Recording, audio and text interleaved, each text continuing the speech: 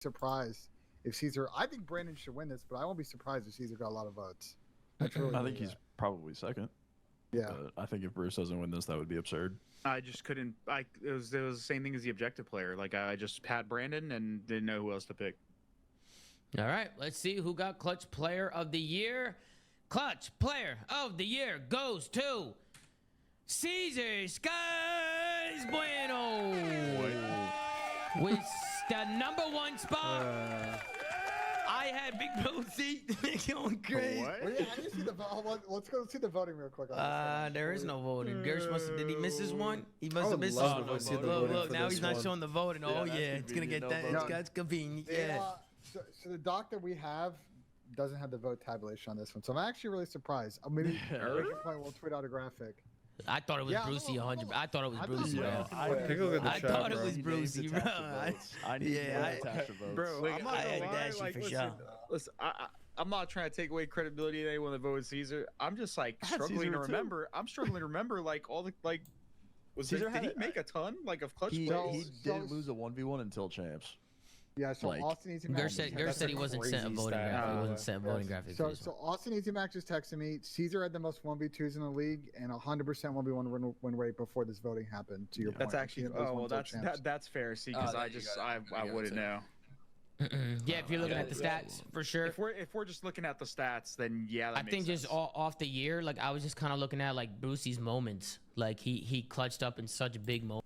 And like, so that right there is the key. That's why everyone in the chat is like, Rob, Dashy, Rob, whatever. Obviously, majority Optic fans, but this literally goes back to the S&D Player of the Year thing.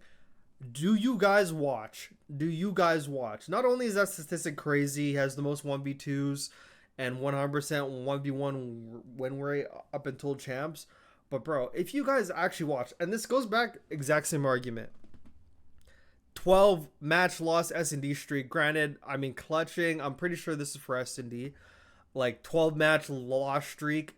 The whole first half of the season, NYSL was the best S&D team. If you watch those games, the man down scenarios that they won, all those situations, watch how Skies was playing. Like, this is actually undisputable if you actually go back and watch. If you don't watch, then like you'll never know. Like, you're going off of moments, exactly like Zuma said, which I imagine what everyone else is doing. You're thinking about if that phase 1v3 didn't happen, I swear people probably wouldn't be opening their mouth as much. But like, it's so, I could understand people's POV because they just see that one clutch, it's in your mind when you're thinking of this. That's how like narrow-minded people are when they come to making decisions like this. When you just have like one big moment clouding your whole judgment, you're not thinking about the whole year. This is from the beginning of the year up until before champs. If you look at NYSL 100% has a better S&D record than Optic. I already know that. And like, they were the better S&D team for the first half of the year. If you watch the clutches they made, the plays they made, if you actually look, like, this is not shocking at all that Skies won this at all. If you actually, like, go back, guys. If you guys have an argument about Dashy losing this, go back and watch the S&Ds. Go back on your free time. Go watch NYSL's S&Ds throughout the year, bro, and watch Skies, go watch Optics, go watch Dashies. And then, like, you'll kind of be like, okay, I could see that. Like, up until that 1v1 against Bruce, and I know that's why people are, like, especially since after champs, like, when he lost the 1v1 against Dashy, I can understand why people just aren't going to like that one at all.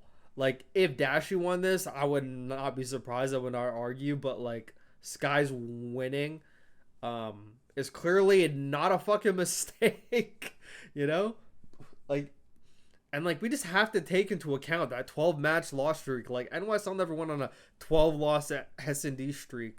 Like, that has to play a factor. Like, that's a good part. Like, that's a chunk of, like, a portion of the year. Like, that's a stain on this category if you were nominated for it. That's just me. And like, honestly, even when you look at the S&D stats, I mean, granted this is clutch player, but like, your teams overall with how they do in S&D could also sway being a clutch player, because you're not just gonna be a clutch player fucking you get any of these round wins but your team can't fucking win, you know. So 6 stars, 6-6, 7-5, 14-8, 10-6, 4-1. Optics 2-5, 5-8, 11-6, 9-7, 2-4. Like, you know, like a clutch player wins them games. Like, that's why I'm not arguing at all that Sky's won this at all. It's not really that much of an argument for me personally. Like, me watching, I even know in the comments everyone's like, oh my god, that's like, guys, do your research first. Do your research. This isn't just off of statistics. Granted, like, if you look at the statistics, like, he has better clutch statistics than Dashy. But go back and watch the games. If you need me to, I will make a video. If you need me to, I'll make a video. Let me know. Let me know. Get this video to 20 likes, and I will literally go back and watch S&Ds and make a video.